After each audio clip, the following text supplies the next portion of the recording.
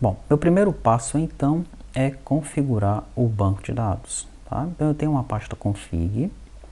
Dentro da pasta config eu vou criar um novo arquivo chamado sequelize_config.js. Aí está. E nesse arquivo eu vou configurar um conteúdo no formato JSON aqui, tá? Então, vou colocar aqui um module.exports e ele vai exportar esse conteúdo JSON para mim, tá? Esse conteúdo JSON vai ser o seguinte, olha, username root, é o nome do meu usuário no MySQL, password root, foi assim que eu defini para o banco de dados, né?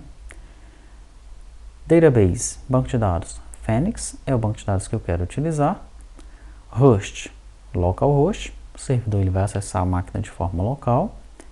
Dialeto, MySQL, tá? Se você estiver utilizando outro banco de dados, você coloca o dialeto aqui, tá bom? Daí eu tenho aquele define, lembra que eu mostrei um define lá no manual? Esse define ele tem alguns atributos. Primeiro, timestamps, vou colocar false. O que é que ele faz?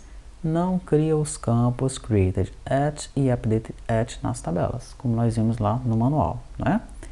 Daí, freeze table name, true, ou seja, não espera o nome das tabelas no plural. Charset, UTF-8.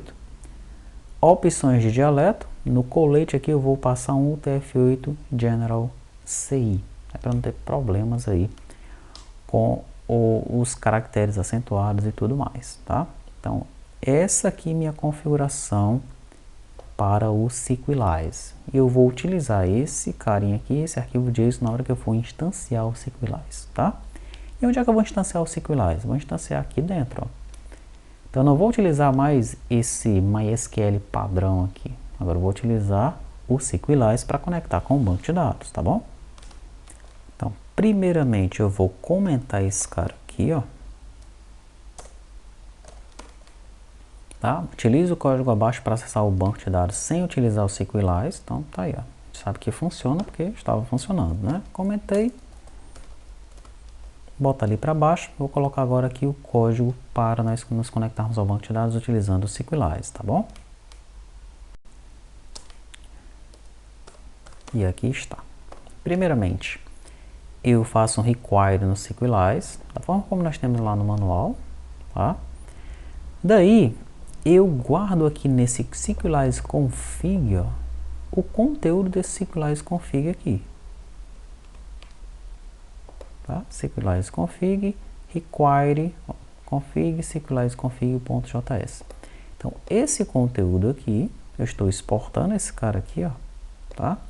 Ele vai ficar armazenado agora dentro desse carinha aqui. O que é que eu faço então? Eu instancio um Sequelize passando esse cara aqui, ó. Tá? Simples assim. É uma das formas de nós instanciarmos o Sequelize. O Sequelize agora está instanciado nessa variável, nessa constante. O que é que eu faço? Chamo um authenticate. Se for autenticado de forma correta, no then, eu imprimo aqui no console, conexão estabelecida com sucesso usando Sequelize. .cat, se acontecer algum erro aqui, eu aponto para esse errinho e imprimo no console, console.error, problemas ao estabelecer a conexão utilizando Sequelize, e passo esse erro aqui como parâmetro. O mesmo código que tinha lá no manual, copiei e colei aqui, tá? E agora o que é que eu faço? Eu exporto esse Sequelize aqui, ó, no final das contas. Perfeito? Muito bem. Vamos pressionar F5 para a gente ver o que vai acontecer aqui. F5.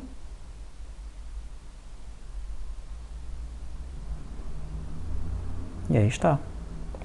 Conexão estabelecida com sucesso usando o Sequelize.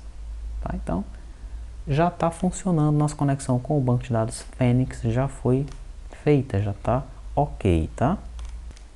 Agora, com o nosso servidor rodando, vamos tentar consultar de novo o banco.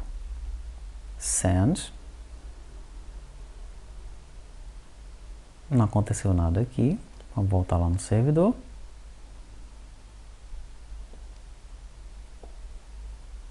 Apareceu aqui um Select All from banco. Tá aguardando para alguma coisa aqui.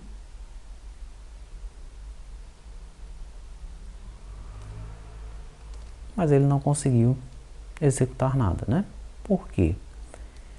Porque no nosso banco controller, quando nós chegamos na rota de consulta, que é essa daqui, ó, ele entra no consultar lista, pressionar F12. O consultar lista, ele tenta executar um select all banco na conexão. Essa conexão aqui quem é? Essa conexão é o dbconfig, que agora é o Sequelize. Tá? Então o que ele está fazendo? Ele está tentando colocar no Sequelize o comando query, passando no select all from banco. Mas isso aí não está funcionando. Tá? Não retornou nada aqui, não retornou nenhum erro aqui, enfim, não está funcionando. Nós temos que adaptar, alterar o nosso código para que ele funcione com o Sequelize, tá?